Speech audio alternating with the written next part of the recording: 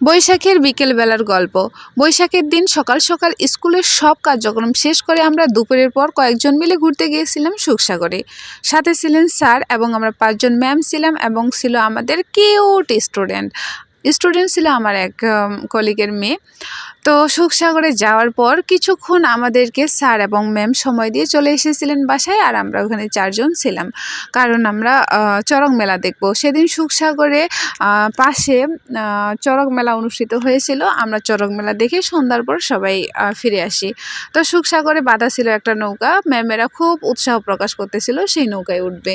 আমার তো খুব ভয় লাগতেছিল নৌকায় উঠতে, কারণ আমি সাঁতার জানি না, যদি কোনো কিছু হয়ে যায় কি করব। তো ওইভাবেই সাহস করে উঠলাম। তো নৌকায় উঠে বেশ ভালো লাগলো। যখন পুকুরের মাঝখানে নিয়ে গেল, তখন বড় বড় মাছগুলো লাফাচ্ছিল, আর চতুর্পাশে তো সবুজ গাছ, গাছের বাতাস আসতেছিল, সেই সাথে মাছ পুকুরে এত ভালো লাগতেছিল, এই জন্য এক অন্যরকম অনুভূতি।